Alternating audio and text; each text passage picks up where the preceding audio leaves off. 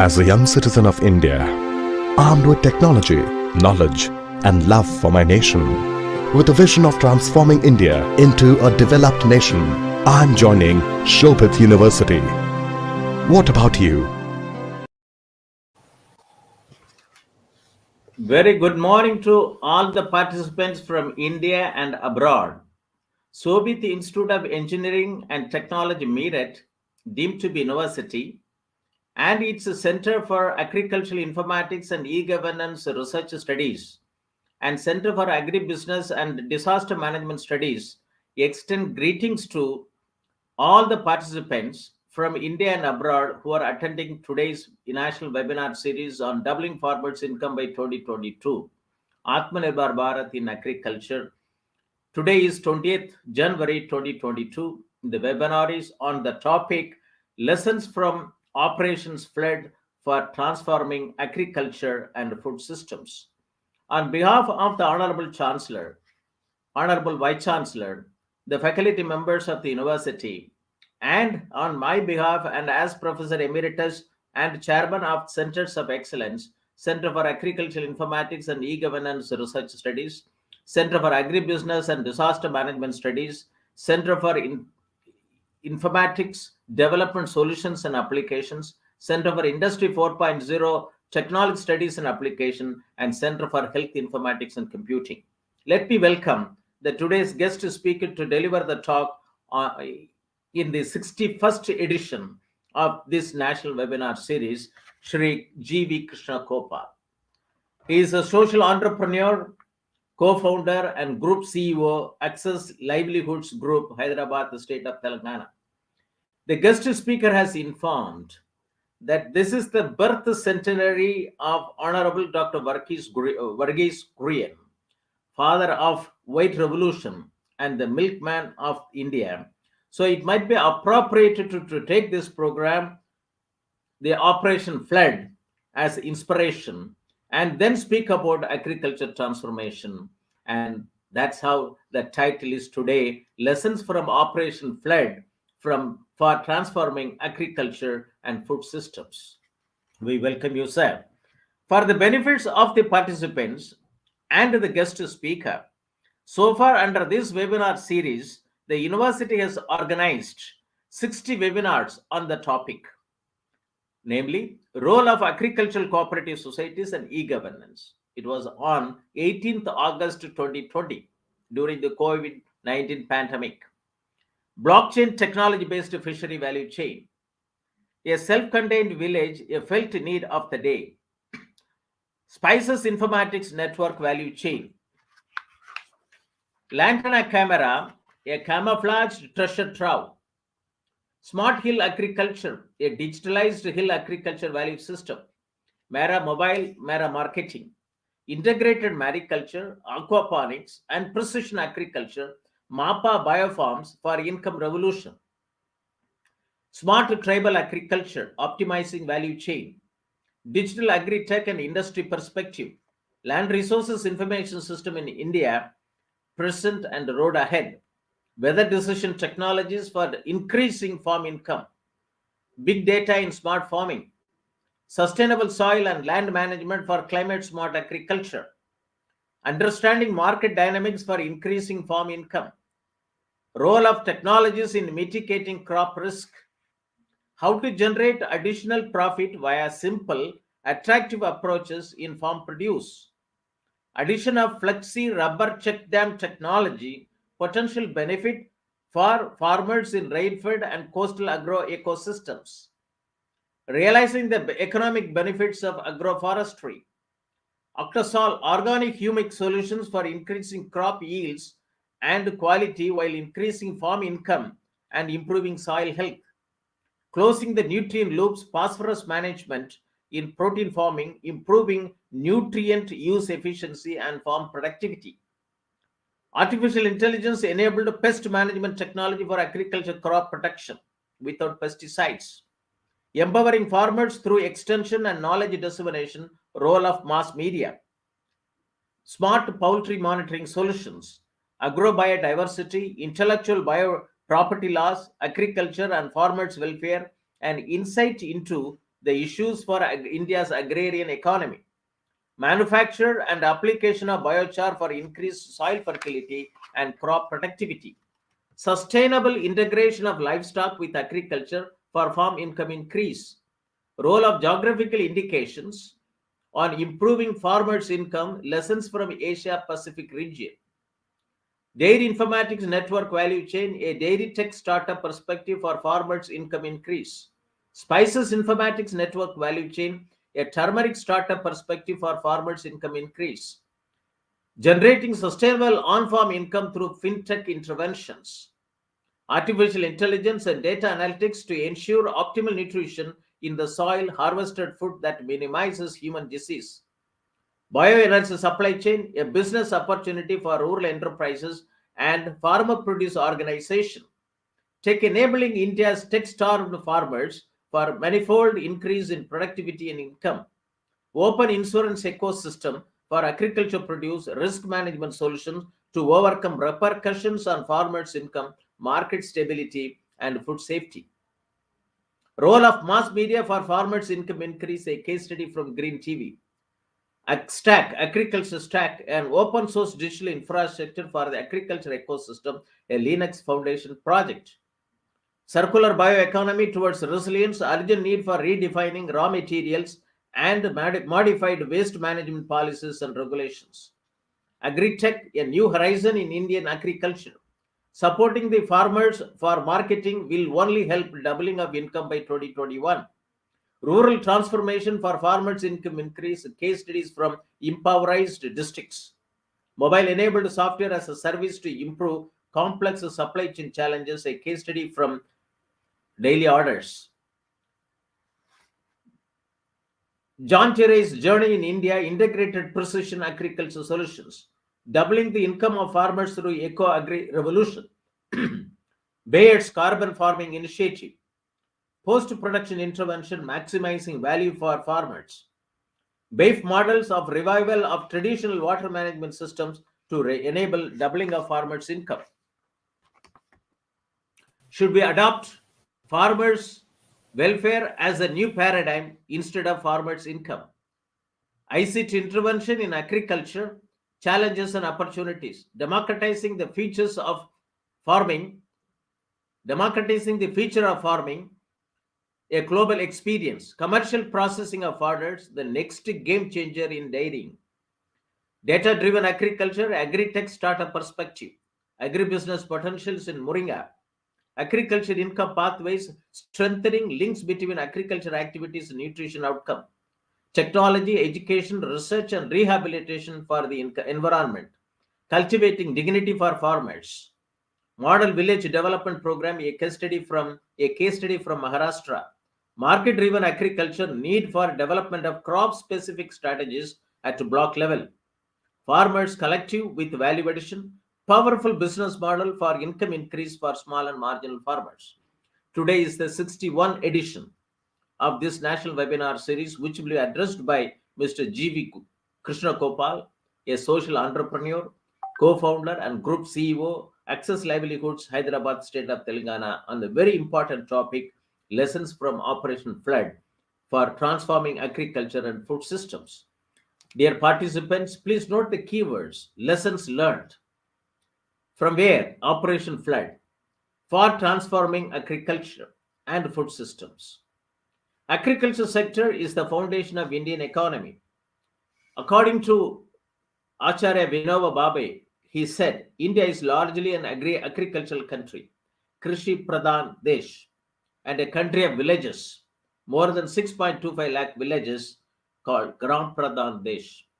Agriculture sector employs more than 50% of India's workforce and contributes almost 17 to 18% of its GDP, according to a report published on 15th April 2020.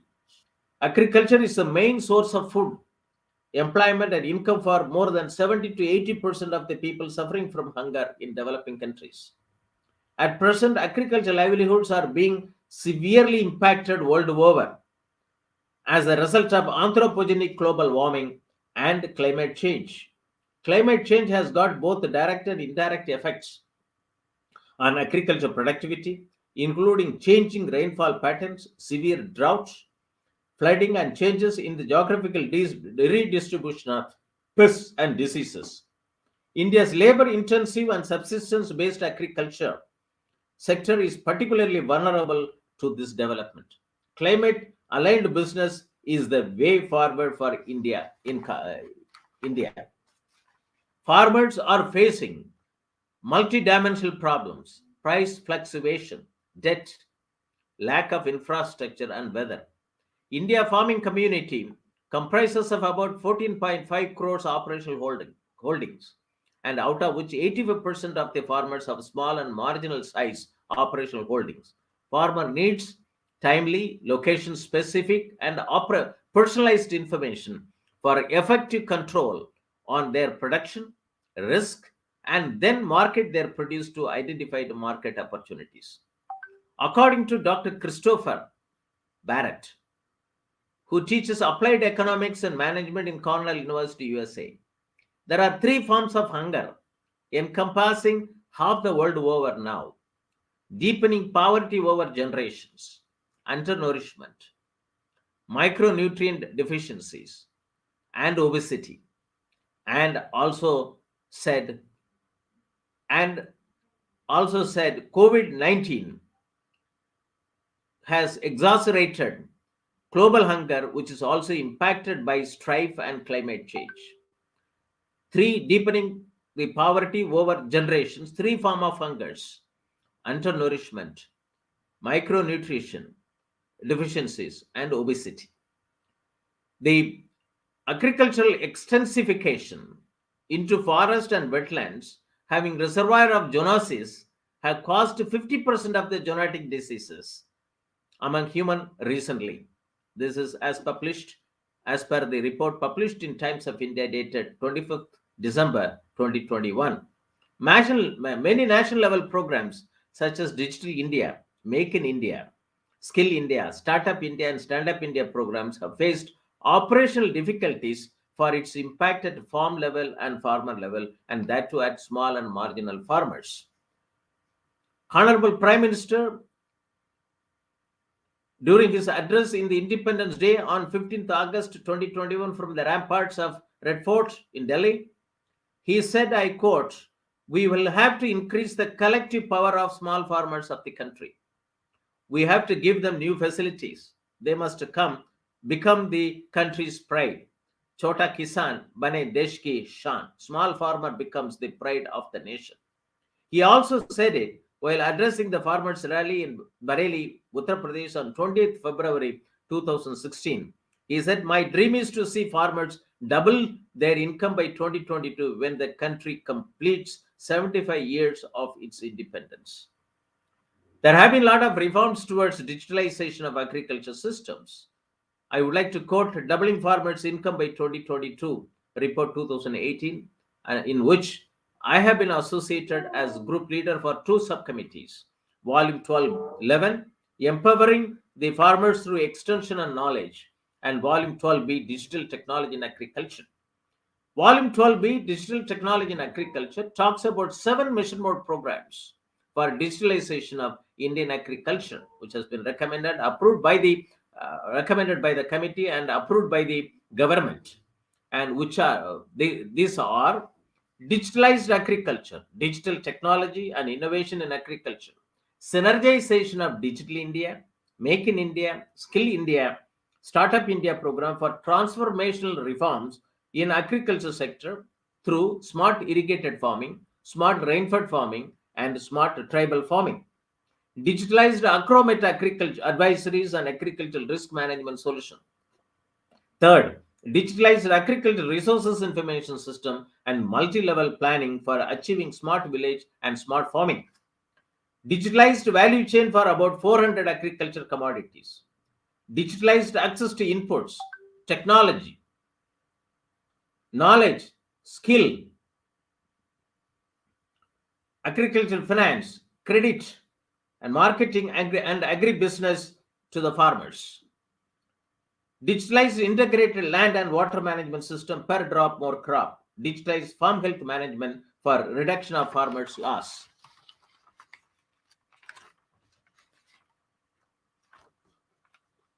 Mr. Krishnagopal. Okay.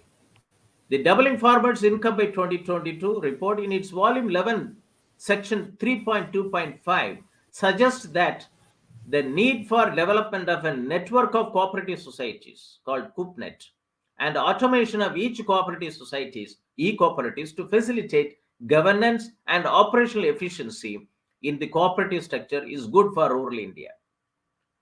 And the government also suggests that geospatial knowledge infrastructure, it is necessary for collaborative workflow geospatial knowledge in agriculture.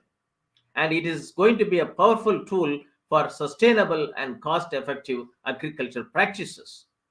And we also have ICAR report 2019, which talks about state-specific strategies for doubling farmers' income by 2022. And this report has spelled out its recommendation in the following categories for each state's strategy and intervention for doubling of farmers' income, strategies for different agroclimatic zones, major productivity gaps and constraints, major constraints in achieving the demonstrated yield, and technological intervention matrix for districts. It is a high time to have a study undertaken in states as what the state governments did with this ICAR report 2019 during the last 3 years. Atmanirbhar Bharat, the road ahead, it is the vision of the Honorable Prime Minister of India of making India self-reliant, rested on 5 I's: intent, inclusion, investment, infrastructure, and innovation, based on 5 pillars: economy, quantum jump in economy, infrastructure that one represents modern India, systems 21st century, technology driven, vibrant demography, and demand whereby the strength of our demand and supply chain should be utilized to full capacity. Prime Minister Gati Shakti Plan 2021 talks about connecting silos, especially a digital platform to bring 16 ministries, including railways and roadways, together for integrated planning and coordinated implementation of infrastructure connectivity projects and help raise the global profile of local manufacturers and help them compete with the counterparts worldwide. This has got based on 6 pillars: comprehensiveness, prioritization, optimization, synchronization, analytical, and dynamic.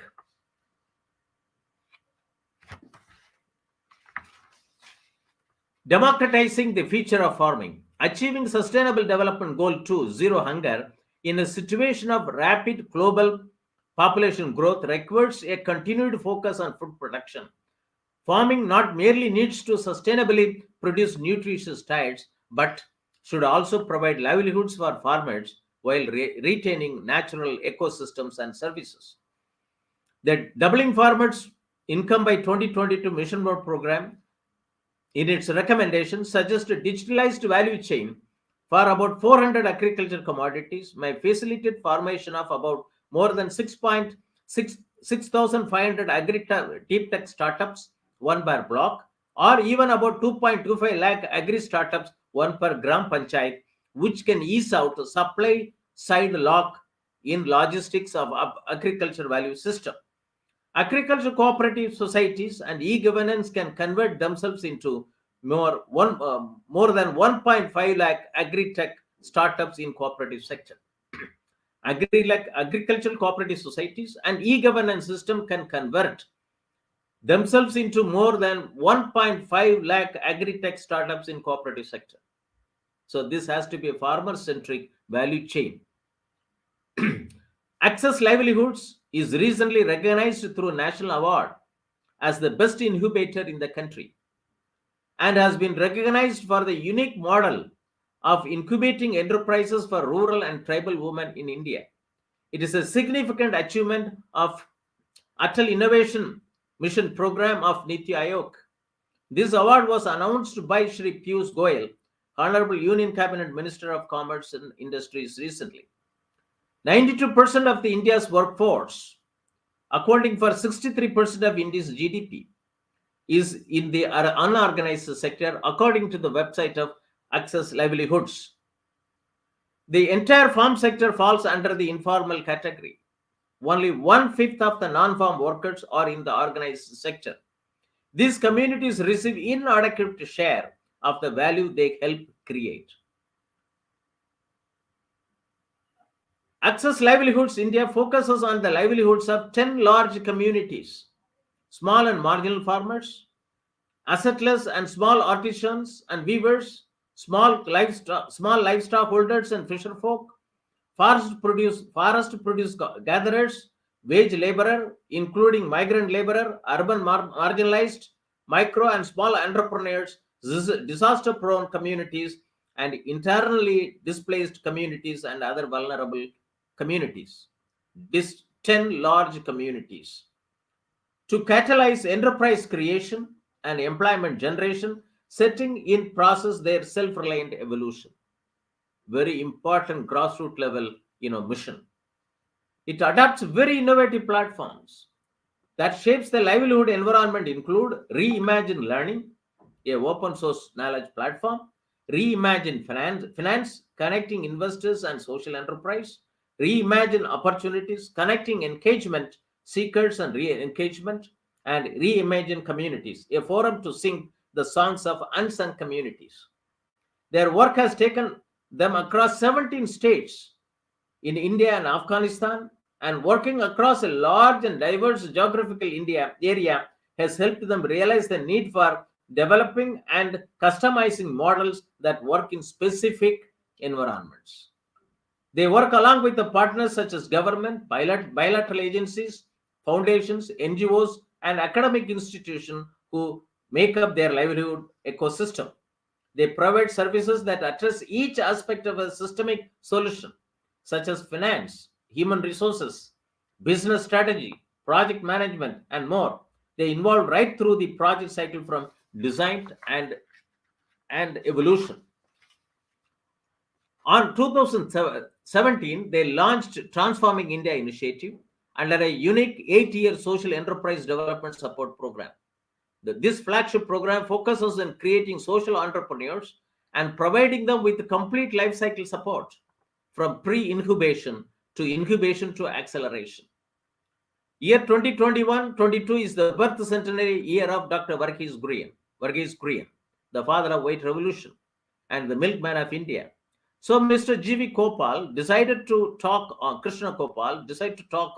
lessons from Operation Flood for transforming agriculture and food system.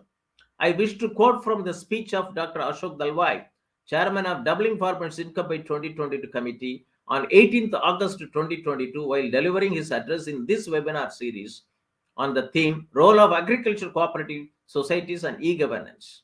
Source webinar proceedings. Dr. Varghese Kurian for ethical values and personal integrity.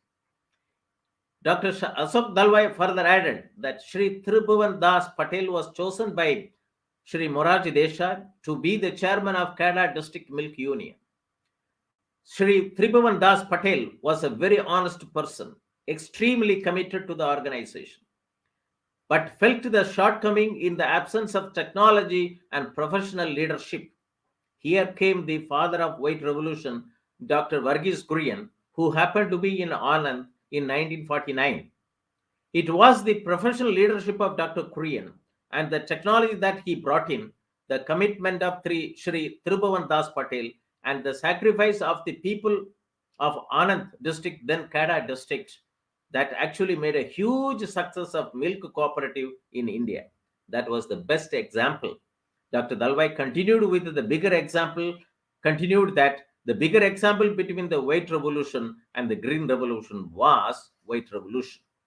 I also wish to quote Shri Harish Manwani, the chairman of Hindustan Unilever Limited, who said rural India is a powerhouse with a potential to add 1.8 trillion, or the equivalent of the current GDP, to the country's economy. But this potential can be realized only if Bharat and India merge. His prescription is we need to build a new generation of leaders and entrepreneurs from our villages who will help power the future of our nation. He told the shareholders, at Hindustan Unilever Limited in annual general body meeting in 2012. It is true till today. He said India needs rural managers and not students from social welfare discipline. Another quote, growth is in rural India, but it is a complex market, he said on September 2009. Let us now turn to the address of Mr. G.V. Krishnagopal, a social entrepreneur, co-founder, and Group CEO, Access Livelihood Groups, Hyderabad, State of Telangana, on the topic Lessons from Operation Flood for Transforming Agriculture and Food Systems. Today's topic will motivate and galvanize the participants watching over telecast through facebook.com, Shobhit University India, youtube.com/Shobhit University in, or linkedin.com/company/Shobhit University Shobhit University for establishing agri-tech startups, more than 6,500 startups, one per block, or even about 2.25 lakh agri-tech startup, one for each gram panchayat, promoting their livelihood models that transform the producer ecosystem at grassroots level. And they have got very nice models to be followed. Beehive, I took it from their website. Collective enterprises, cross-pollination, sustaining non-profits, metamorphosis, reviving cooperatives. I'm very happy about that. Symbiosis, the corporate producer co-evolution, and web networked enterprises. How meaningful they are. And if any NGO who follows these 5 models of the transformative model, which the Access Livelihoods has proposed, the rural India will, Bharat and India will get merged, and it will add $1.8 trillion, to the existing GDP. Their mission is to create a world of everyone, producer, consumer, enterprises, and entrepreneurs.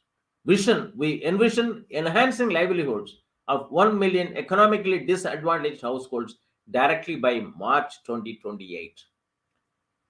Mr. Krishnagopal, I also join with you from the 5 centers of excellence from the Shobhit Institute of Engineering and Technology to walk with you to meet your vision and mission by March 2028. Let us march together. And this group also runs a unique social enterprises startup and incubation program called Transforming India Initiative. Under this initiative, 2-year coaching is extended to fellows who start up their own social enterprises at the end of the period.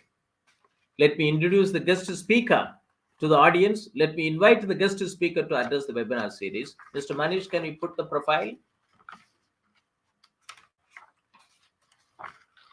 Mr. G.V. Krishnagopal is a graduate in dairy technology and holds a postgraduate diploma in rural management. He is the founder of Access Livelihoods and is currently managing its affairs as Managing Director and Chief Executive Officer. His predominant interest has been to support emergence of self-reliant and self-governed enterprises owned by women producers, farmers, weavers, tribals, and livestock rearing farmers, building livelihood programs by combining grant, equity, and debt resources, developing innovative and viable enterprise solutions, mitigating livelihood stress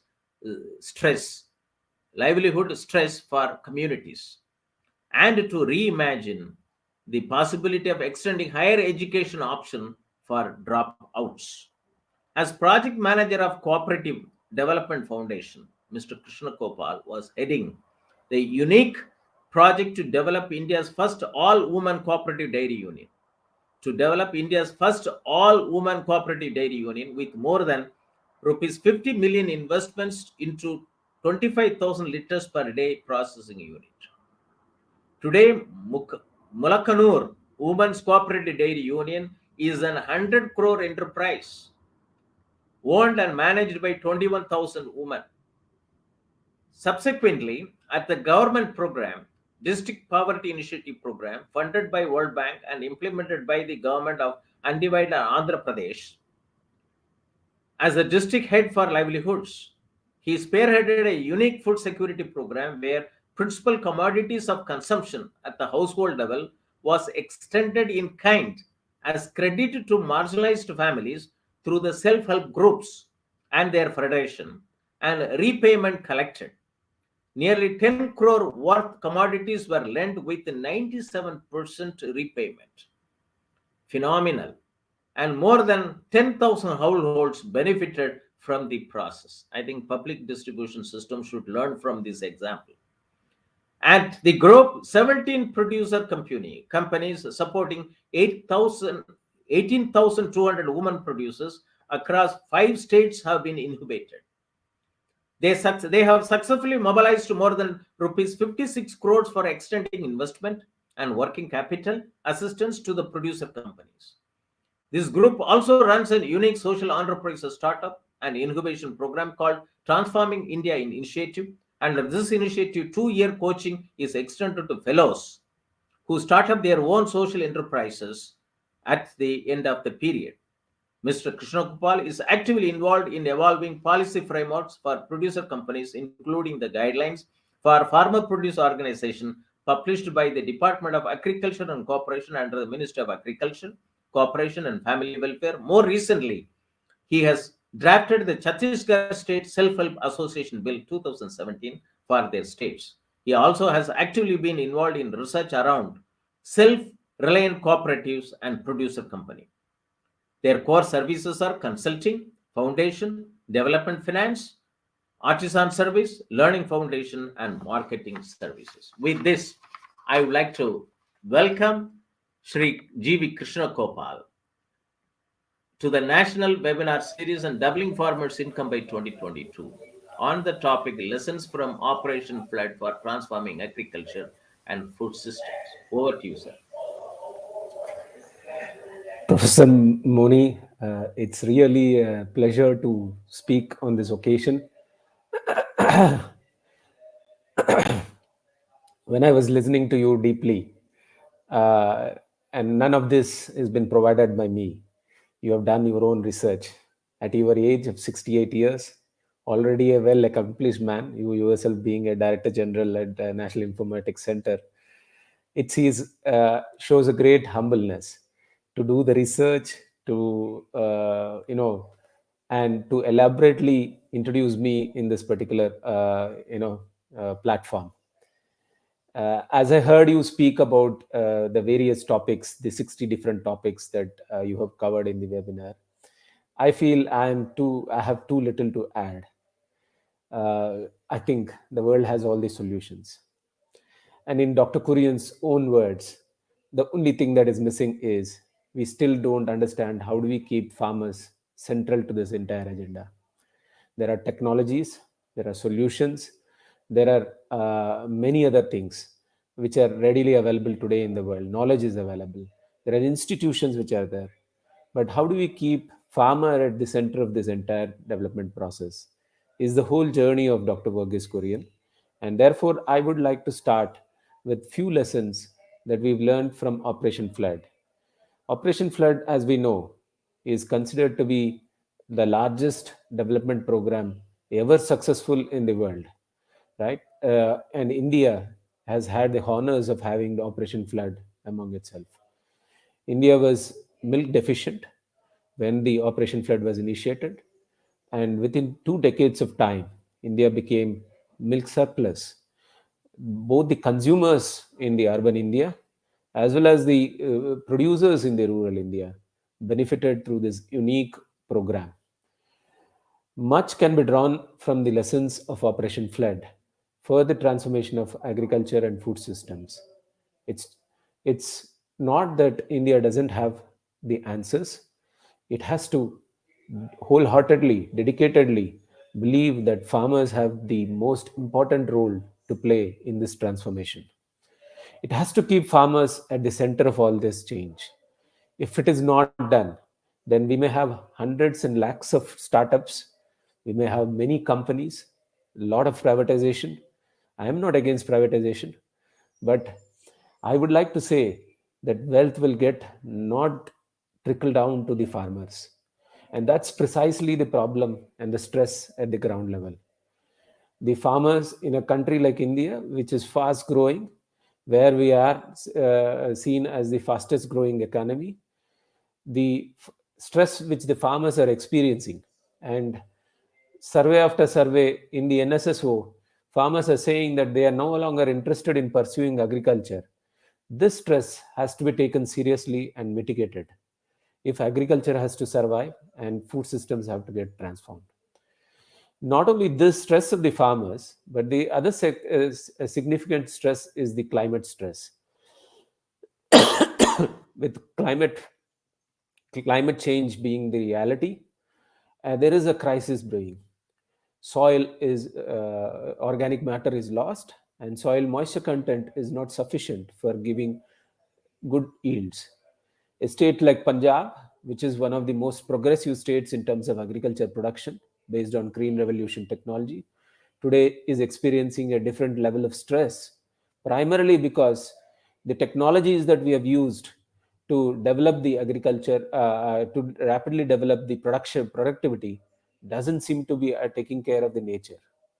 There is a vast movement towards natural farming, which both the government of India as well as few state governments, government of Himachal Pradesh, government of Sikkim, government of Andhra Pradesh have started pioneering and taking it very seriously, and they are encouraging natural farming techniques. So combining natural farming techniques and also keeping farmers at the center is going to be the key lessons which we are going to learn from uh, Operation Flood as a case. So let me just share a presentation.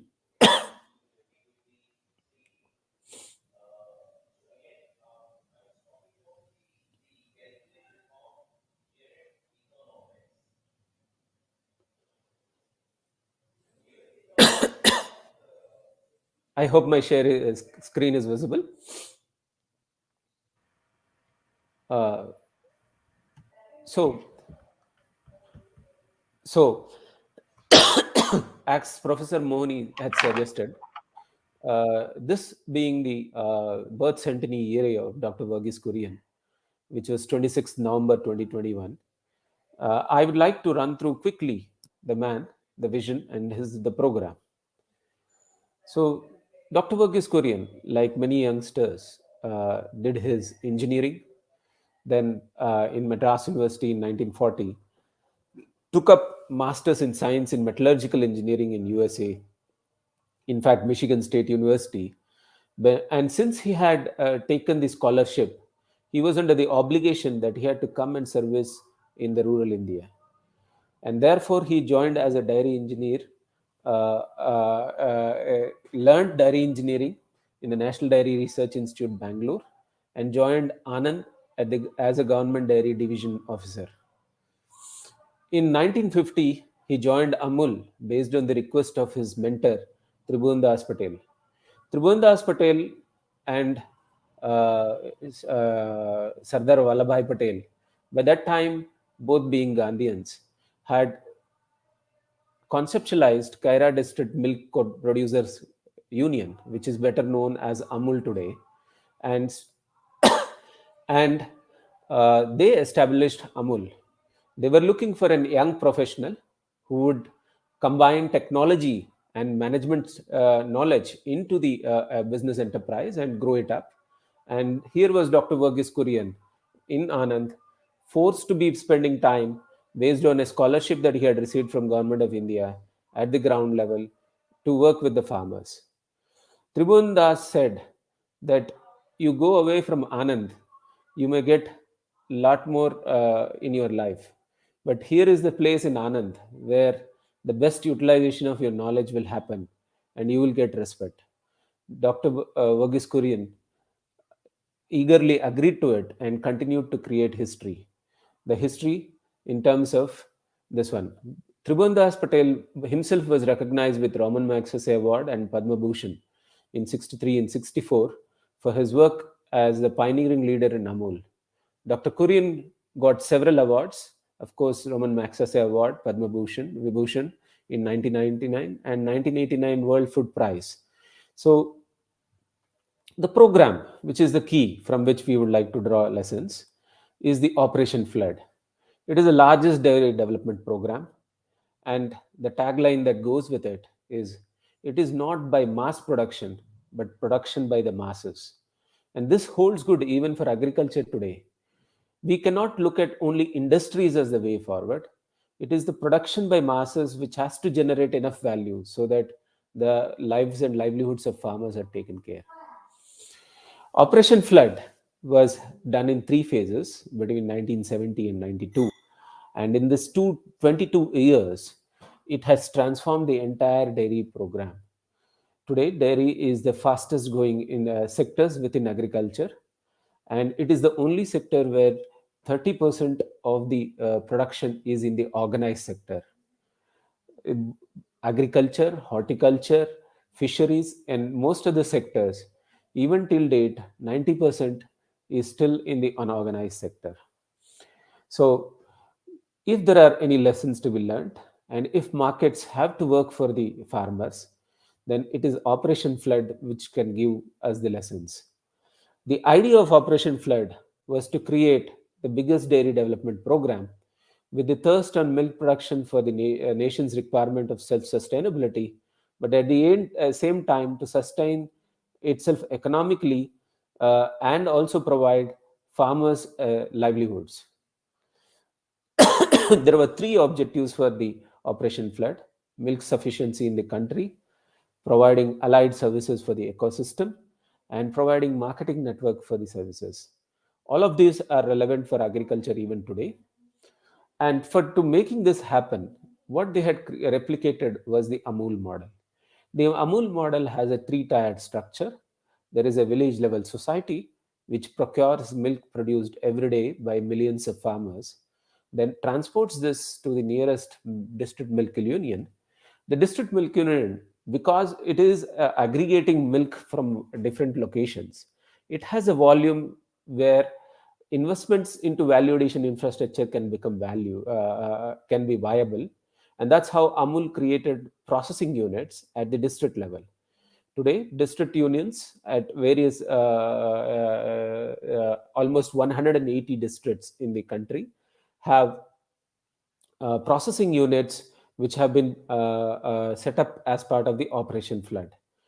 The district milk unions process the milk into various value addition products, including liquid milk, which is supplied to the this one, cheese, fermented products, and several other products, and then pass on to a state level milk federation, marketing federation, which is the GCMMF in Gujarat, and many other states. We have Vijaya in Telangana, and Nandini in Karnataka, Sudha in Bihar. So many of these state milk federations, they market the produce which is processed by the district unions, and products are sold to the consumers in different urban areas.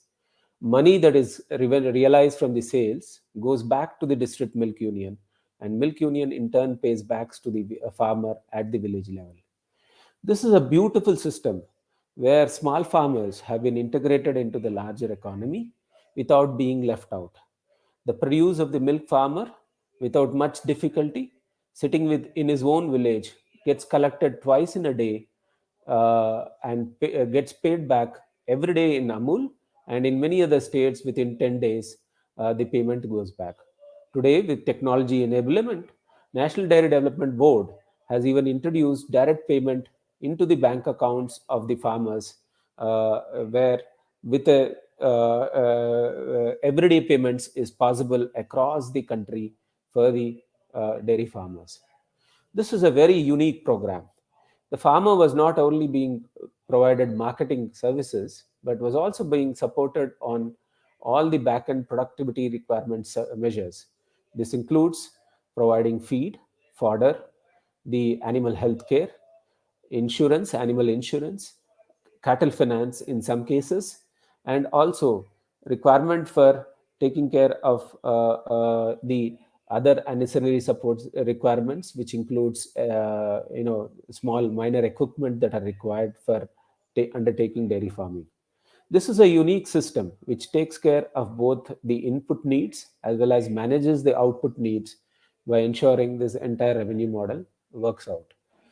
Through this process, what Mr. is Krishnagopal, can you just hide the last line that it is obstructing your presentation one? yeah, Last yeah. line, you can see that. Uh, Oh, that's actually the sharing presentation. If I no, hide no, that, sir. it You will. come back 1 second. Come back. Yeah,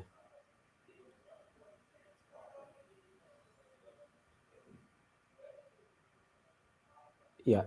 Is it Okay, visible? fine. Good. That's it. Yeah, yeah. So this is the entire model where unlike all other agriculture systems today, even today, farmer realizes only 18 to 40% of the consumer rupee which consumer pays in agriculture, whereas in dairy, because of Amul and its pioneering work through Operation Flood, the farmer is able to realize almost 82 paise of the consumer rupee. So this is precisely what we say, that making farmer central to the entire process by eliminating intermediaries and by ensuring that a greater share of the consumer rupee goes back to the farmer. Wealth is created at the farmer level, and dairying becomes self-reliant within the country, and India is the largest producer of the milk. So for this to happen, he had Dr. Verghese Kurian, of course, with the support of Government of India, set up the National Dairy Development Board and Indian Dairy Corporation. Both which he was the chairperson. Indian Dairy Corporation was the financing arm, and National Dairy Development Board was the incubation arm, which incubated dairy enterprises in the ground. One of the firm beliefs of Dr. Verghese Kurian was farmers don't require subsidy and grants. Farmers require a reliable market, remunerative market. Once they get a remunerative market, they are able to take care of improving productivity and ensuring that the nation is self sufficient. This is a firm belief. So he used the food aid, which has obtained as grant, converted that into an investment capital on behalf of the government, developed the modern dairy processing units in different districts, almost 180 districts, 25 districts in the country. They created the entire marketing network and made it a viable success stories. To just summarize in numbers, the in each phase, the number of farmers that covered got multiplied drastically. Towards the end, it was almost 9.3 crores farmers who were covered under the Operation Flood. The total milk procurement was was at the level of 109 lakh kgs per day. That was 109 lakh kgs per day, with an investment of 103,300 crores. With just 1,300 crore investment, which is much lesser than the subsidy that today government doles out as part of the fertilizer subsidy and many other subsidies. There are lakhs of crores that is being spent on the subsidy. With just hardly 1,300 crores, we could develop a self-reliant system, and it is Government of India which has done it. If Government of India looks back to the design of this entire program and then uses the same principles for agriculture, there is a solution which can transform agriculture and food systems. But for it, the central piece is that we have to keep the farmers at the center of this entire thing. Uh, I would like to summarize that to the core of this is the integrity which Dr. Verghese Kurian showed. In his own words, he said that I have often spoken of integrity as the most important of these values, realizing that integrity, personal integrity at that, is being honest to yourself. If you are always honest to yourself, it does not take much effort in always being honest with others. This is what Dr. Verghese Kurian believed. He also believed that India's place in the sun would come from the partnership between the wisdom of its rural people and skill of its professionals. And therefore, he invested into Institute of Rural Management, IRMA. I am an alumni of IRMA and a proud alumni, for he carried a vision that professionals who are really committed and who carry the integrity to serve the farmers can really transform the lives of farmers as well as agriculture as they see. Drawing more from these lessons, I would now like to bring to what should be done within agriculture through by sharing our own experience in the Operation Beehive. Mr. Krishnagopal, you are the first slide. Can you put it once again? Because you are shifting that in the first one with Dr. Kurian picture. First First slide one. with the yes.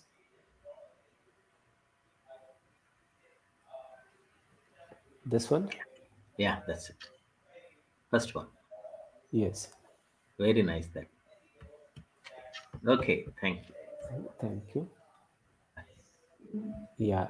So as I shift my gears towards understanding how Operation Flood can be applied for agriculture and what we have experimented through Operation Beehive, which Professor Moni has kindly covered in his own introductory note, I would like to first all of you to go through a video.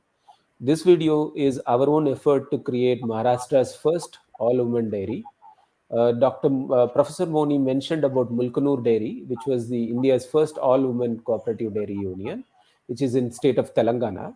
We have later on incubated one more producer company, which is a women dairy producer company in Maval, which is Pune district, and it is Maharashtra's first all-women owned, women farmers owned dairy. So I would like everyone to watch that video first.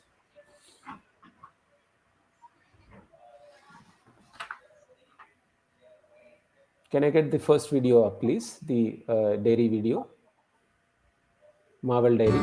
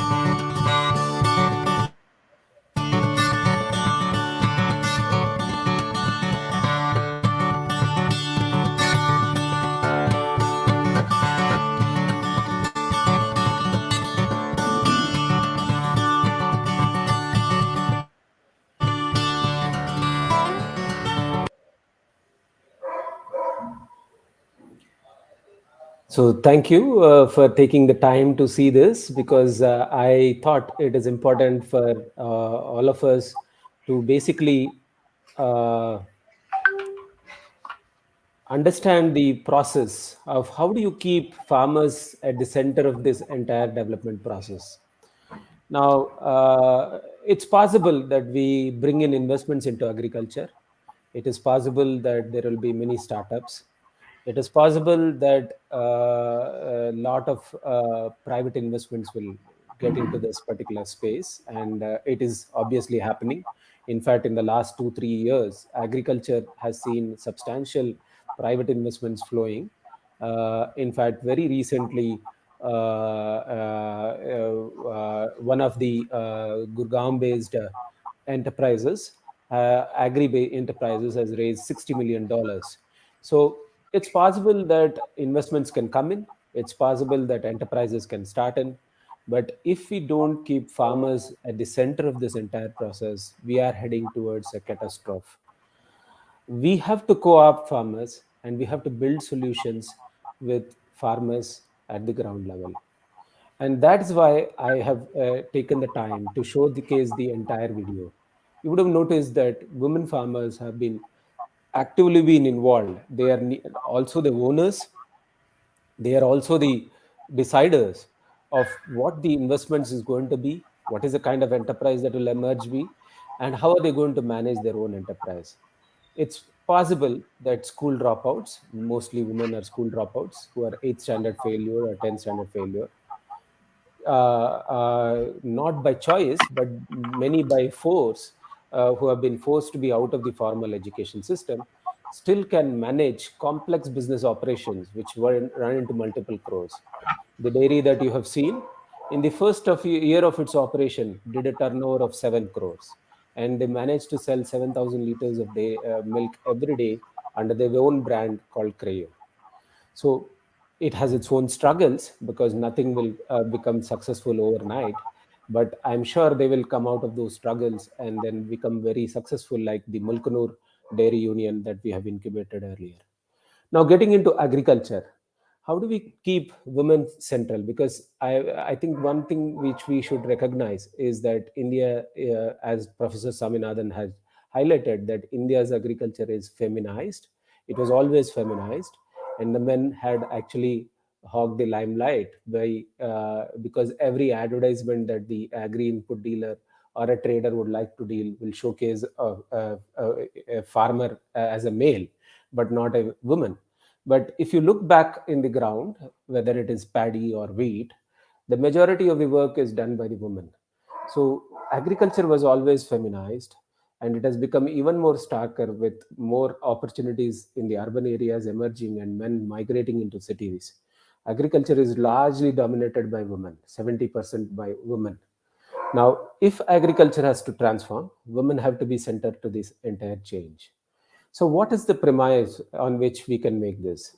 On one side of the coin, we have 70% of rural India. I think Professor Moni, in his introductory speech, has clearly covered in it that 80% of Indian farmers are small and marginal farmers, and they produce more than 23% better output than large farmers.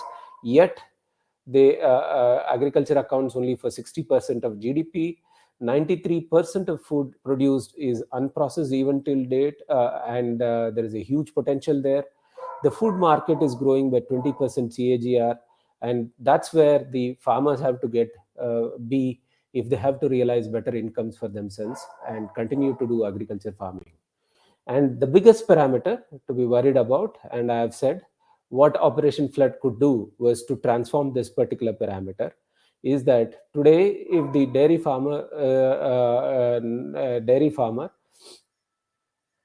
a farming community, a farmer is able to realize anywhere between 18% to 40% of the consumer rupee. Whereas in a model like Amul, almost 82 paisa gets back to the farmer. So this marketing change means that there is a requirement to reformulate the supply chain, into what we call as producer to consumer, P2C, where producers can directly link to the consumers and supply, with technology that is available, and Professor Moni himself being from the technological field, will be able to appreciate that moving forward, farmers will be directly able to sell without any intermediaries to directly to the consumers through using platforms which are tech platforms which are available. Now, that kind of a revolution where supply chains, where producers directly connect to the consumers, is going to be the critical to double the income of the farmers. A dairy farmer, even till date, earns hardly $374 per year.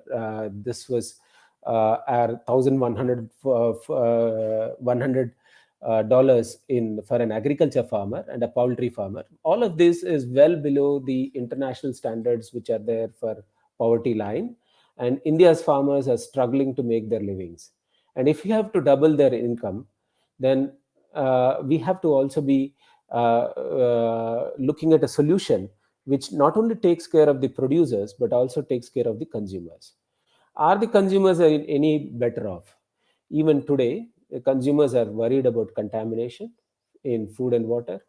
They're worried about artificial hormones which are getting accumulated.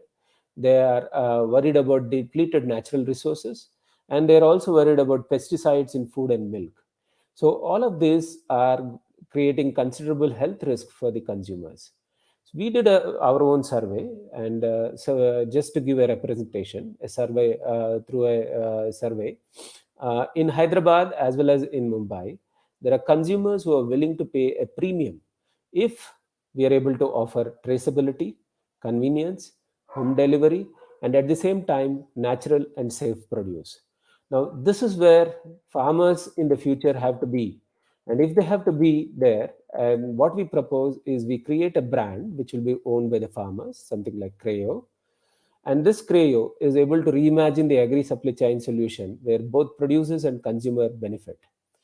The idea is to create 10 agro processing parks where 1 lakh women producers own the agro processing parks. They create farm to fork supply chain with safety and traceability. And 2 lakh women consumers in urban areas choose Creo product and support this movement to self-sustain by itself. This is an entrepreneurial way to solve India's problem.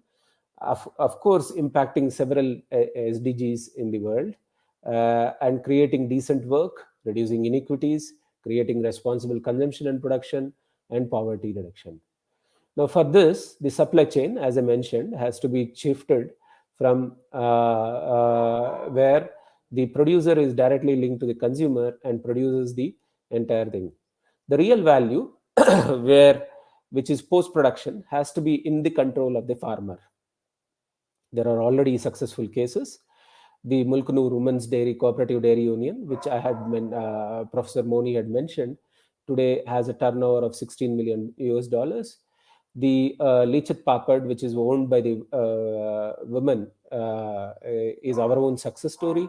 It is 9 million turnover with supporting 43,000 women. And Amul itself is a 5.4 billion enterprise. So there is enough stories to say that this is a model which is viable, successful.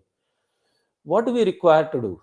And how do we contemporize this solution? The solution to be contemporized is that we have to ensure last mile delivery, which means that we have to look at hyper-local aggregation of the demands and supply of inputs through an agro-processing park. And there has to be platforms, computer-based platforms, where a demand of these local produce inputs can be made by the farmer and it is delivered at the farm gate developer. And at the same time, the produce, which is once it is harvested, should also be picked up from there. Loans should, farm investments which are required should be also available within 5 months. And today, with India Stake available, it is possible to create solutions where loan can be given within 5 minutes.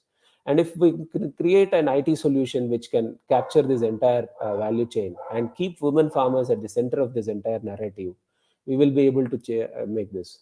Operation Beehive, as we had mentioned, goes through a 6-step process where we first create an enterprise, ensure inputs are available for the farmers, make finance available, set up a processing unit, connect with the technology, and then link to the market. This is a 6-step process where producers directly connect to the consumers and create a win-win solution. So the first step, which we would have noticed, is to mobilize, add skills, govern, and dynamic planning. May I request now to play the second video, which is the Operation Beehive video. This video will give an outline of the kind of work, how women are organized, and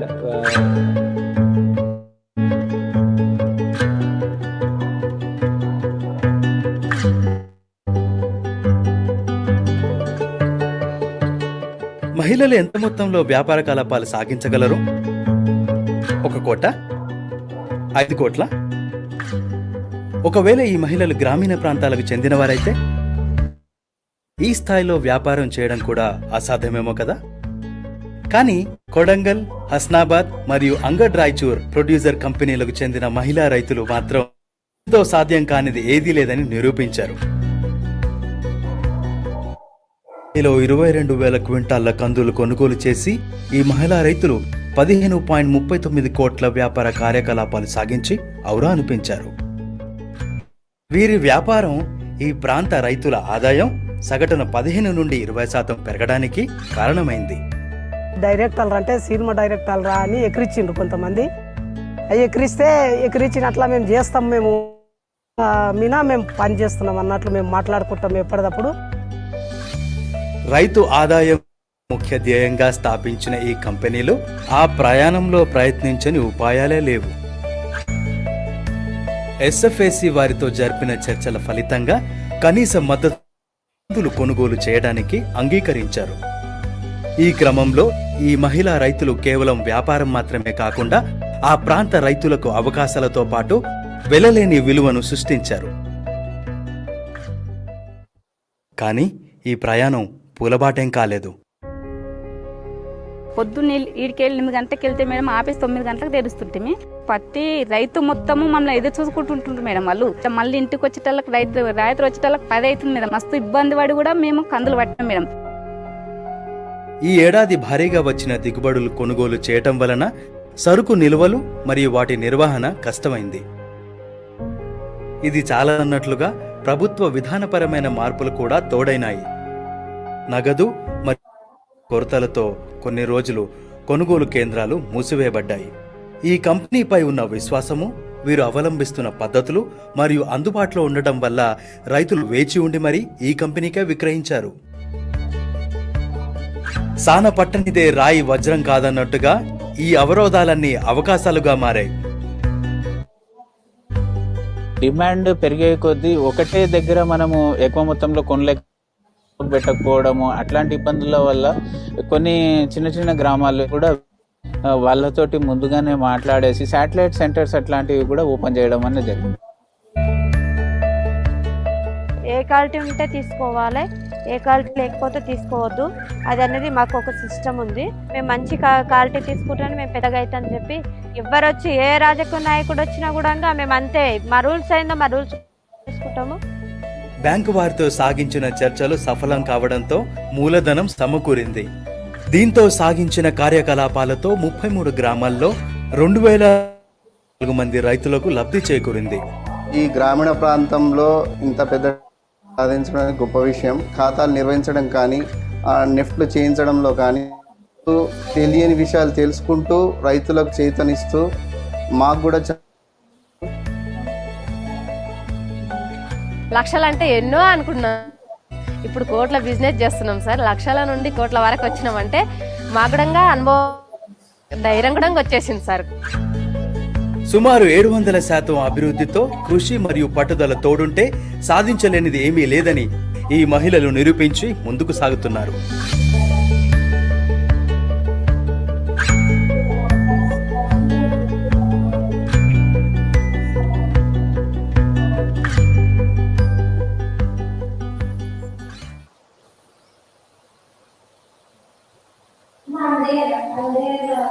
So as we have shown in the video, it is possible that the women farmers come together.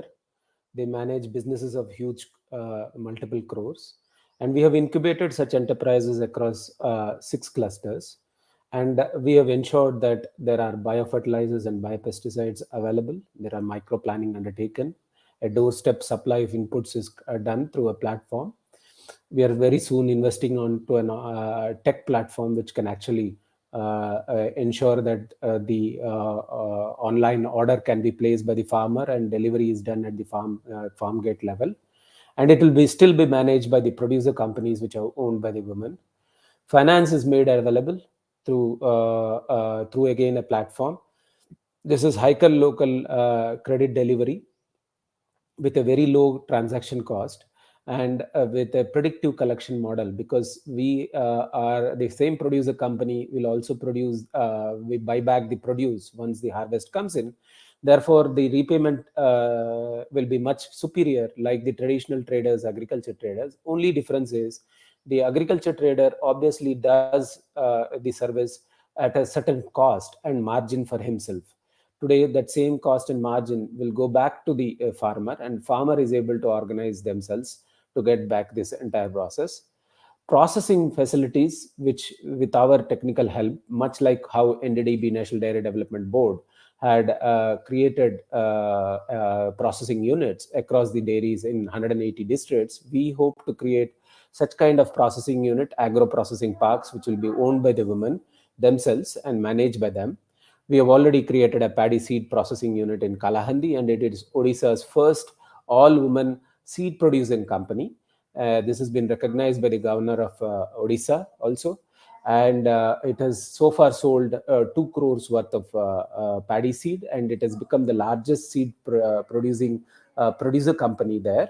We've also set up a groundnut processing unit, oil processing, cold press oil processing unit. It's a very small unit, but moving forward, we'll be investing in cashew processing units. We'll be setting up turmeric processing units, all of which will be owned by the women farmers themselves and managed by them.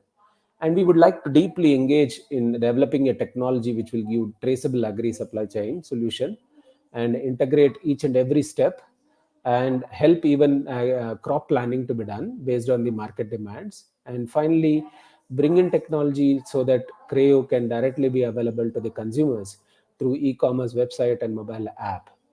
Creo is a brand which we aspire to be owned by the 1 million women farmers, where it stands for 3 promises: that 75 paise of every consumer rupee that gets paid will go back to the women farmer themselves.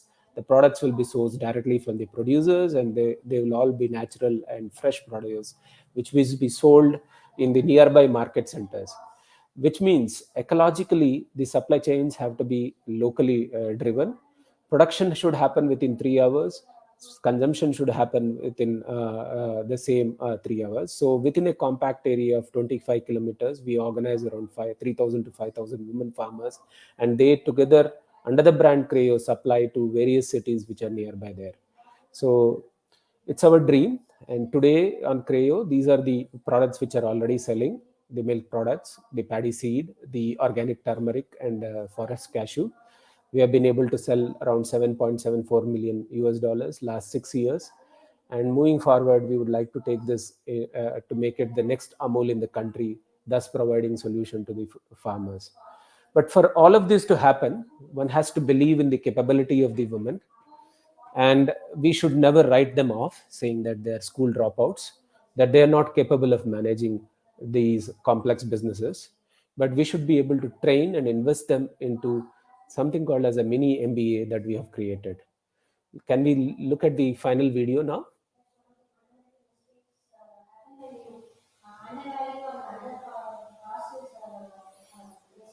Women entrepreneurship video, please.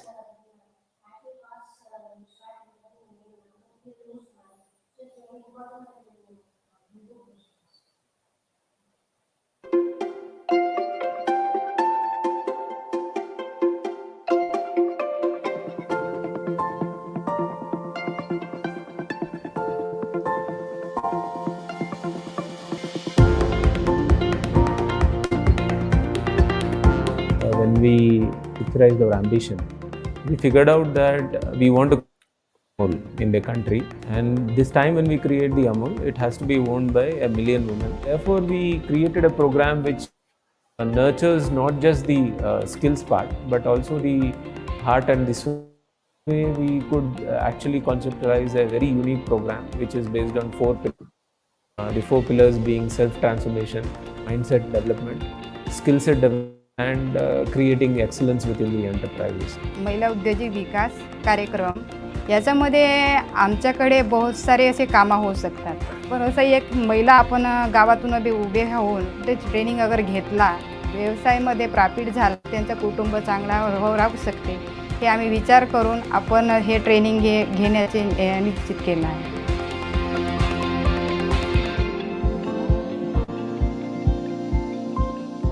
ट्रेनिंगमध्ये आम्हाला पहिला अगोदर video दाखवला, आपण का करू शकतो. अगोदर interview घेतला, इंटरव्ह्यू घेऊन त्याने बिझनेस प्लॅनसुद्धा दिला, 500 रुपये प्लॅन केल्यावर मग ते इंटरव्ह्यू झाल्यावर मग ते आम्हाला ते మా దారి ఏంటి, మా పరిస్థితి ఏంటి, మేము ఇలాగే ఉండిపోవాలా అనే ఆలోచనతోన మేము దీంట్లో చేరి ఏదన్నా సాధించాలి, ఏమన్నా చేయాలన్న పట్టుదలతో దీంట్లోకి రావడం జరిగింది.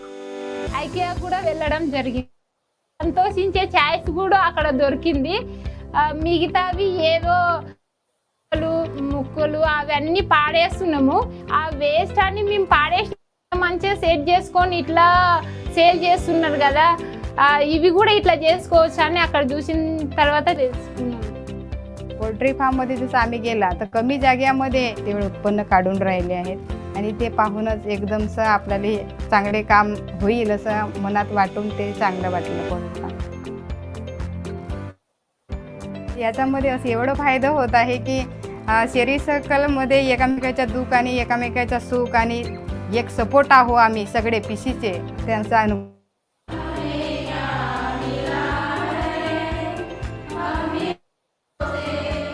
యోగా క్లాస్ సార్ చెప్పిండు, ఫస్ట్ ఏదన్నా తను కరెక్ట్ ఉండాలి, తను కుటుంబాన్ని సరిదిద్దగలిగితే ప్రపంచాన్ని కూడా ఆడపిల్ల సరిదిద్దగలుగుతుంది అని సారు యోగా చేసేటప్పుడు కొన్ని ముఖ్యమైన అంశాలు.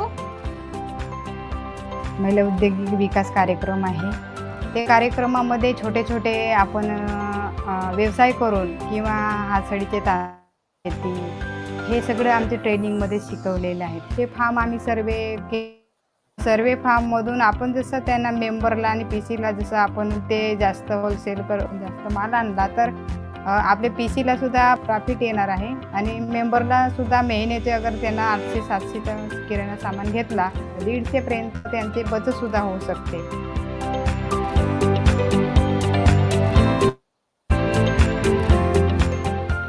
మాకు ఇక్కడ మార్కెటింగ్, ఫైనాన్స్, మేనేజ్మెంట్ గురించి క్లాస్ సార్ వాళ్ళు చెప్పడం జరిగింది. రొట్టెల గురించి ఒకరోజు క్లాస్ అంతా. అక్కడ మేము ఆడపిల్లలం ఎక్కువ చేసే వర్క్ కాబట్టి దాంట్లో కూడా ఎంత లాభాలు ఉన్నాయి, ఒక పెద్ద బిజినెసే ఉందని ఆ క్లాస్ చెప్పడం వల్ల, సార్ చెప్పడం వల్ల తెలుసుకోవడం జరిగింది.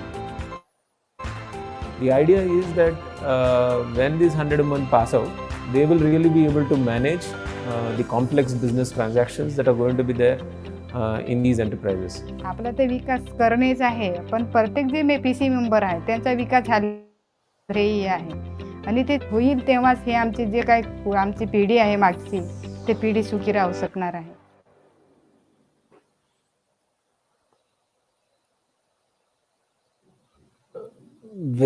With that, I would like to close with a message very clearly that it's not that India doesn't have the solution.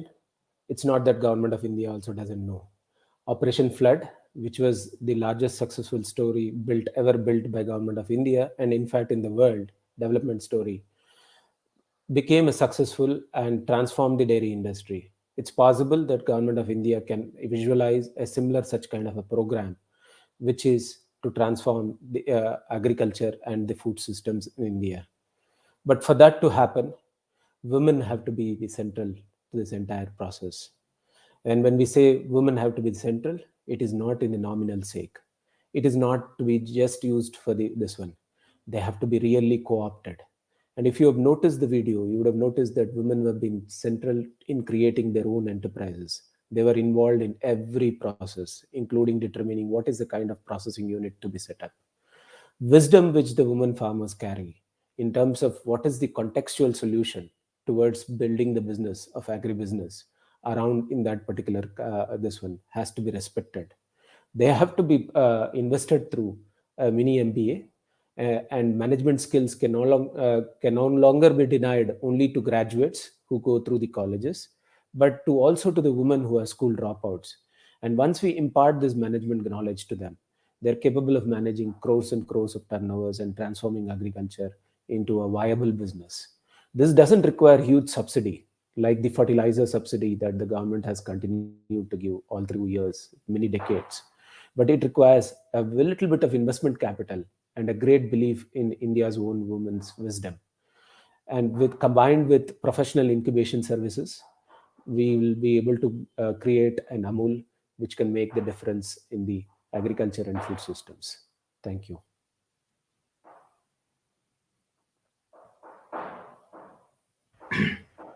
Thank you very much, Mr. Krishnagopal. Thank you, sir. And it is indeed a photo picture of what is really happening at the grassroots level with the woman enterprising nature, and also woman centric, village centric, product centric, and unorganized sector centric operations, which you have demonstrated today through your talk, through your value chain, through your video films, and also what is really happening at the grassroots level. And the story which you have shown started from 1945-49 onwards, from the Kheda district with Tripon Das Patel ji, and also the milkman of India, the father of white revolution, Dr. Varghese Kurian. And you also very said it, he created, he brought a technology what Mr. Tripon Das wanted. And then he created IRMA to generate manpower to run milk cooperatives. And he brought a technology, he brought machinery, he has got so much confidence in him that India can do it, and he did it. And he say that in ethical value and integrity is one has to be integrate, he has to practice integrity within himself. So when he practice integrity, he automatically shows integrity to other people. And it is we have seen he is an icon. And the topic which you have shown, that it is I'm also in the the field for the last 42 years, working with the government, and afterwards with the educational institution, working at the grassroots level, working for e-governance from the grassroots level operations, and so on and so forth, working into IT and agriculture in a big manner. That today the vision which you are given is that learn lessons from Operation Flood, when he has done it for an unorganized sector, which is a perishable commodity, which is a liquid in form, and he's made it as an empire, and he brought money and put money in the packets of every dairy farmer in the morning and evening. And you have agriculture sector, you have horticulture sector, you have got many other subsectors of agriculture, which are all still are organized. 85% of the operational holders are small and marginal farmers, and they are unorganized sector. And then even though we have one milk cooperative society has revolutionized the the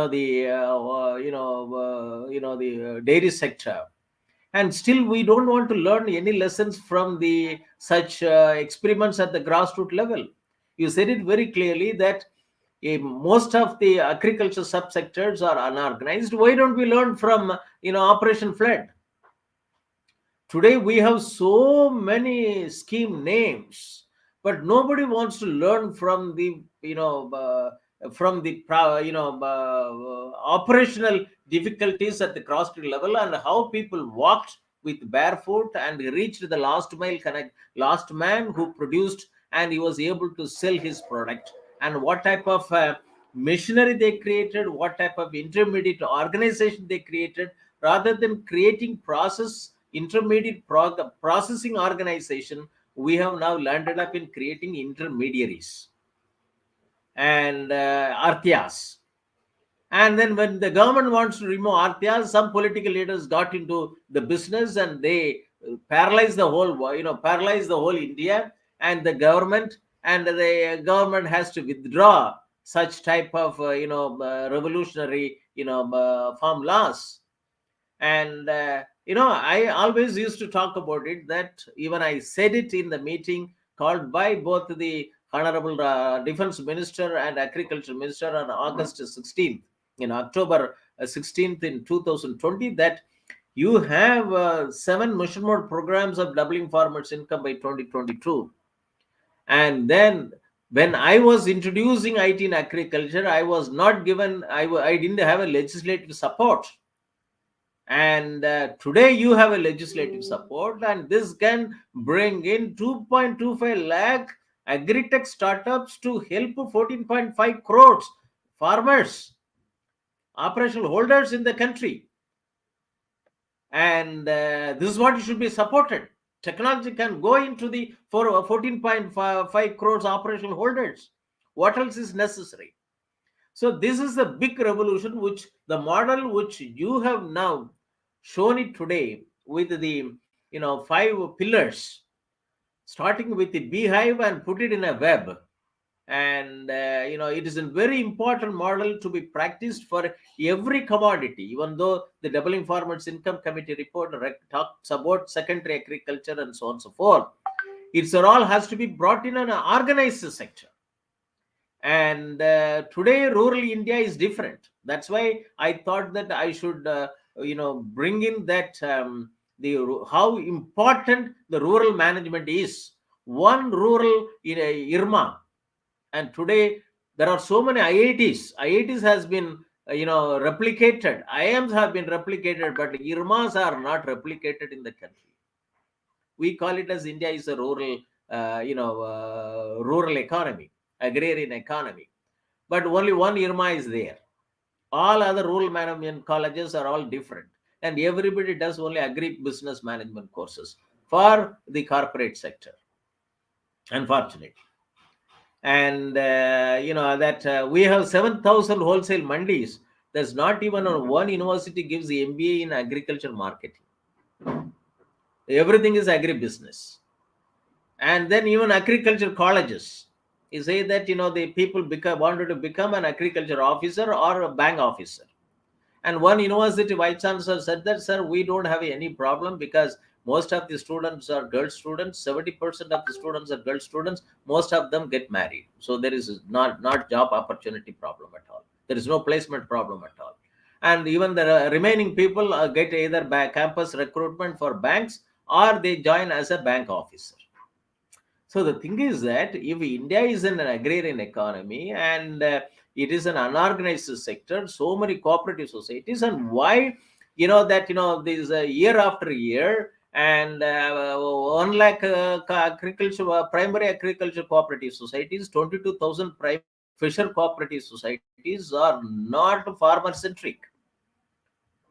And this is where I thought that had the first conference in the COVID situation, that how to make an agriculture cooperative society as a farmer centric, one rather than only a loan distribution and then waive the loan. And so this is what I thought, that I should create a cooperative platform. 2004, when I was asked by the National Cooperative Union of India, when during their centenary celebration, and that time as a Deputy Director General, I was given the responsibility to introduce IT in agriculture.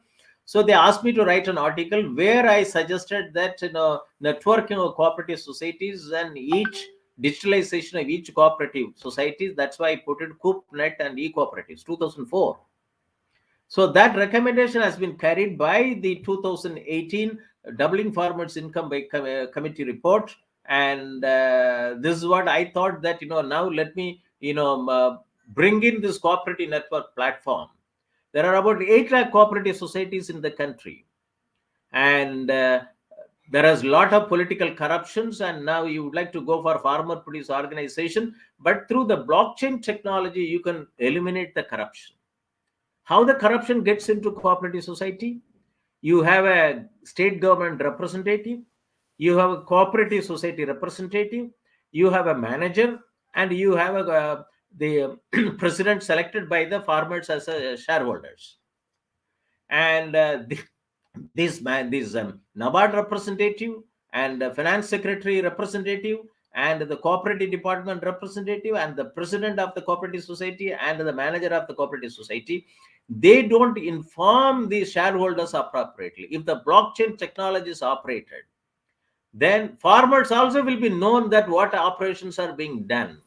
This Absolutely, is sir. what is of the the 18th August 2020 webinar series, where Dr. Ashok That's Dalwai that's was the the most chief guest. critical. And, That is the most critical and this intervention is what required. now I'm trying to. I'm putting up a proposal. I also sent the first draft to the director of the National Vijendra Mehta National Institute for Cooperative Management to go through that, and through the university with the NGOs who are signed an MOU with the university. We are now trying to have that the country needs a thin the cloud computing facilities operations for that at least 1 lakh primary agriculture cooperative societies. Is not what the bureaucracy wants it how to control. It is what that it should be want that rural people, farmers wants to operate. And it has to have rural youth have to develop a lot of apps and make it available, and they should become millionaires out of this cooperative network. And this is how it is. It's from the bottom of process it has to come. And this is what I have put it. And I'm very happy, really moved the way in which you, as a proud the alumni of Institute of Rural Management Anand, and you are able to bring it out. And thanks to Professor Ashok, former CG of NABARD, he introduced you to me to invite you to this forum. I'm very happy that as a person who was involved in 1987 512 districts computerization in the country, and then moved on to IT and agriculture in 95, and then I thought that agriculture rural area development is my forte. And as an IITian, I am MTech Computer Science from IIT Chennai 1976-78. I thought that I should do something at the grassroots level. I should bring technology back to the rural area. That's how my mission. And this is the Center for Agriculture Informatics, E-Government Research Studies. My interest is that how to, you use the word reimagining. I want to say that how to retrofit our rural people into the rural development by appropriate training. That's why all this agriculture, health, and SMEs, these are all very important. Is for rural economy to develop, and it's very important for us to motivate and retrain the people. And this is where I need the support of people like you to join with us to retrain people from the rural area, youths, boys and girls, and the already graduated people who are working in different disciplines, but they would like to, they have ideas, they would like to get retrained and get into defined activities. And that's why I thought that I should quote what the former chairman of Hindutva Unilever Limited said, it that the Bharat and India have to merge, and then the producers in the rural area, agriculture operations, has to find an buyer in the rural, urban area. So rural Bharat and India have to merge together, and this can put $1.8 trillion. This he said it in 2012, and it can add to the existing Indian GDP. Today we are looking for $5 trillion by 2025. If the Bharat and India should merge, and if each district which has got to 2,000 crores per annum gets it, if the district, if any company which gets 2,000 crores per annum, they will multiply their efforts like anything. But in India, 715 districts run by an IAS officer. Every year the government gives 2,000 crores as minimum. Where the money goes? Why the district is not getting developed?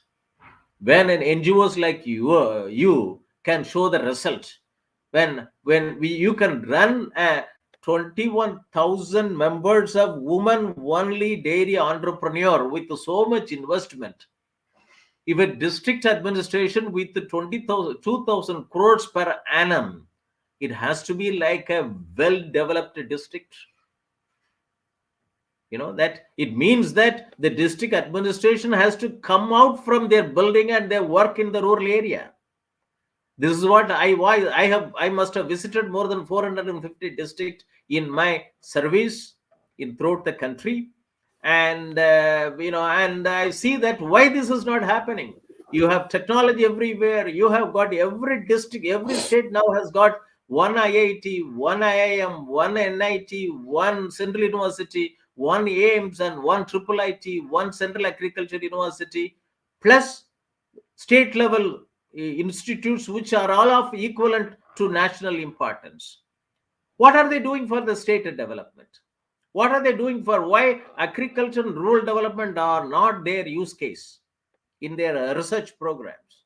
Why they generate people only for Western countries? Why they are not in a position to do research for effectively utilizing natural resources which are available there? And these are all some of the pertinent questions which the present bureaucracy may not like it, present politicians may not like it, but the thing is that the future India needs it. And we have got all the facilities, we have got all the resource endowment in the country. Many states have got a coastal line. They are not in a position to effectively utilize the coastal line into job opportunities and livelihood opportunities. You can't even visit the beaches. And many Western countries, they make livelihood opportunities and income generation like anything through tourism. And it is not happening. I don't know why it is not happening. Is it the problem with our educational systems?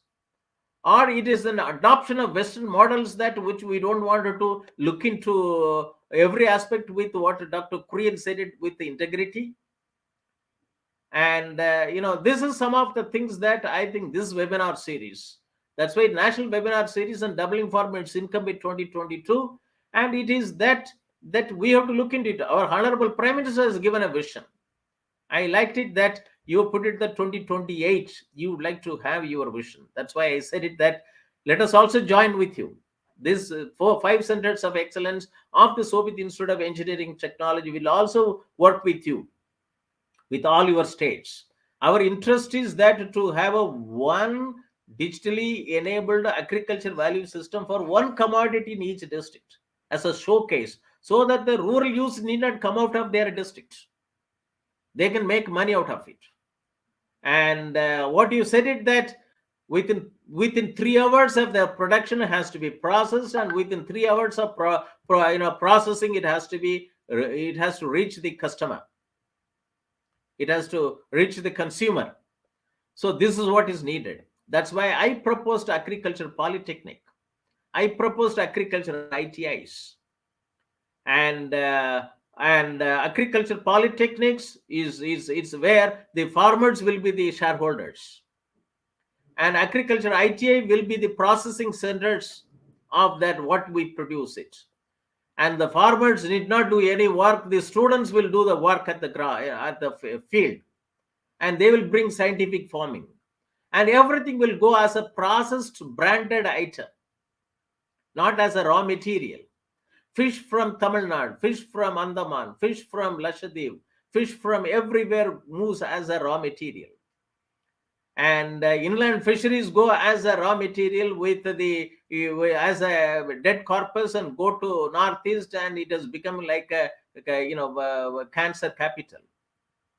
And this is where we have to find out rural innovation. Rural innovation can be found by the rural people, not by the people who are sitting in urban areas. They can do urban innovations, but they cannot do rural innovations. Rural innovation has to come from rural area, it has to come from rural India, and it has to come from rural NGOs. And this is where this country needs replication of IRMAs. And I even told that in many of the places that that I'm ready to voice, because IITs are getting replicated, IIMs are getting replicated, AIMs are getting replicated, but rural management can put, if effective technology and natural resource management, it can put $1.9 trillion into the Indian economy as of 2012. But here, the rural IRMAs are not getting replicated. It gives 8,000 students. 40,000 students come from other management schools. They join urban, Western, multinational companies. Even the 8,000 students who come from rural management schools, they also join Western companies. And this is what is happening. This has to be, it has to be reversed, this process. And this is where I would like to request to you that why don't we join together and have a Center for Rural Management School in Shobhit Institute of Engineering Technology as the sixth center, to motivate, to bring in the IRMA's concept. You as a proud, alumni of IRMA, to in the northern part of India, that to make rural innovation as the thing for rural people, rural men, rural youth, and rural women. Over to Mr. Krishnagopal. Thank you very much, sir. That was really truly enlightening. And in fact, I agree with your sentiment and the proposals that you are trying to been pushing all throughout these years with the government of India. In fact, blockchain technology to eliminate corruption within the cooperatives and making them self-reliant is one very critical step which you have mentioned about. The second critical step that you mentioned is about creating agri-ITIs, which are owned by the farmers themselves. Again, a very beautiful thought, and definitely it should be taken into priority. And as far as the proposal that you have come with, that we will set up a center of excellence at Shobhit University, it will be my great honor, sir, to be part of that effort. And I will do my little bit, whatever has to be done, to help you set up that particular this one. And as you rightly pointed out, India requires many more IRMAs, as much as IITs and IIMs. It also requires IRMAs to expand, so that many more young people really commit themselves towards the benefit of the farmers and agriculture, so that India becomes truly a rich country, a developed nation, where everybody lives with a better quality of life and has highest level of security for their life in this particular country. So I am really pleased and honored again, sir, to be able to present my views. We are very young, and people like you, well qualified, learned, and also having been in such a big position, it's my real pleasure and honor that you had taken time out to understand us and give us opportunity to speak here. So it's a great feeling, sir. Thank you very much. Thank you very much. And I'm very happy that, even though with our all personal problems, I'm COVID positive. Yes, and same you are here. also suffering from fever. Yeah. But our determination didn't stop us to take rest. Yes. And it is, even though it is within the wall, within the room, with the closed one, that we are not accessible to other people. But the thing is that nations, requirement comes first. Yes, And I'm very happy that today we're able to have it. And I say the access livelihoods. I liked the, your name of your NGO. Right, sir. Accessibility is more important. Yeah. And then, affordability. Yeah. And, they're all three, so many A's you can keep on adding it. But Yes. access livelihoods and the examples which you have put it, these are all has to become like a case studies for rural management. Absolutely. And the country needs a lot of IRMAs, and we should march ahead with one such model. Yes. Based in, like, when this is the university which is able to have the first center for agricultural informatics and e-government research study in the whole world. Even Yes. IITs don't have it. Yes. And IIT Kharagpur was started with agriculture engineering as a major discipline when Yes. it was started. And now they are gone into different areas. But the thing is, agriculture has not become a use case in many of the research program of 40,000 engineering colleges and non-engineering colleges. Yeah. And I have 10,000 engineering colleges. You have it, and you don't have that. The agriculture use case. Whereas all the international companies, tech companies, for them agriculture is a use case. And whether it is a quantum computing or whether it is any areas which you talk about it, because agriculture is an unstructured problem. And those who teach artificial intelligence have not even tested artificial intelligence. And this is, since agriculture is an unstructured problems, it looks rainfed area, it looks from the weather god and ground conditions, and irrigated agriculture is that chemical hybrid model. And this is where that computer science people with appropriate geography studies, they would have brought a lot of things. But our UGC and other autonomous colleges and Institute of National Importance, they cannot change the curriculum. And many computer science students, they don't even have a GIS technology taught in their curriculum. And geography discipline people are not, it's still considered as a arts and subject. It's not an engineering subject.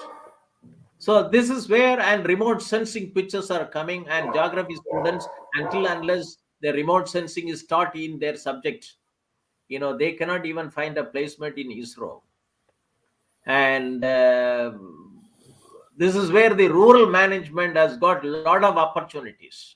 Lot of pictures are coming: drone technology, remote sensing technology, GIS technology, and big data analytics and cloud computing and blockchain technology can make a rural India is a real India. And the type of value chain which you have brought it out, I think let us walk together, march together, and achieve your 28 vision, achieved by creating appropriate rural management students to achieve what the chairman of the Hindustan Unilever Limited, he said in 2008. And also 2009, he has been consistently telling, the rural India is the growth. Is not India, is the growth. Rural India is the growth. And let us achieve it. And we have the vision, we have the desire, we have the intent. And we have the technology. And even in my report on the doubling farmers' income, I said the government should declare BharatNet as the farmers' net. They dedicated to the farmers of the country. They should be able to do it. BharatNet is not for everybody. BharatNet is for the rural community, for the rural farmers. And it is very important, and I'm very happy today. It is a very important thing, lessons from Operation Flood for transforming agriculture and food systems. And there is a message from the Honorable Chancellor that he is held up with a NAC meeting, which is going on in the university. He will have a separate meeting with you. And I want to talk. Otherwise, normally he joins after the talk of the Thursday program. He joins and interact with the speaker. And he is in the university campus. He said that he will have a separate meeting with you. And when at your convenient time, I will organize the meeting. But meanwhile, I will send you an MOU copy, draft MOU 2-page, that we'll sign an MOU. And then let us work on that. By June 2022, we'll be in a position to have the program on rural management, initiated in the Shobhit Institute of Engineering and Technology. That's a great pleasure, sir. We have a immediate action. Okay. Great, sir. Thank you very much. I just want to conclude with one small statement. Dr. Verghese Kurian always said that there could be enough solutions, technologies, resources, investments, everything brought in. But one thing that we should never miss out is that we have to keep the farmers at the center of it. And today it is required that women farmers have to be at the center of this. They have to be the owners of the enterprises. It's not saying that there could not be agribusiness which need not grow. There is space. Even in dairy industry, there is space for private dairies to grow. And in fact, they are doing very well. But the base of that has been developed because Amul was able to strongly demonstrate that small producers can stand by themselves and negotiate in the market and get their own remuneration. So farmers have to be center. They have to be collectivized under the producer enterprises, companies, and then using that structure, if women are given the central role to manage this business, definitely there will be a transformation in agriculture and food systems, sir. On that line, I would like to conclude, sir. Thank you very Yeah, much. that will be very nice. That to sum it up, let me, I was able to capture many of your screens, so that let it be a memorable day, and also we'll try to bring out a policy paper out of your talk today. Yes, sir. And it will go, and because the lessons from Operation Flood for transforming agricultural food system is an important thing. It should go as a policy paper, and Yes. to the concerned departments, state levels, so that this can trigger a lot of other operations. And you chronologically you have brought it out. The achievements, which is the present juncture at the 2022, our Indian youths, at least the rural youths, should know what has been done at the Kedah district and what Irma was doing it. What did Dr. Varghese Kurian have achieved? What the Sardar Vallabhai Patel did it? What Morarji Desai did it? What Tribhuvan Das, Patel did it? And these are all our rural youth should know that how the milk union came into picture and how they were able to fight against the milk order of that time, the British officers.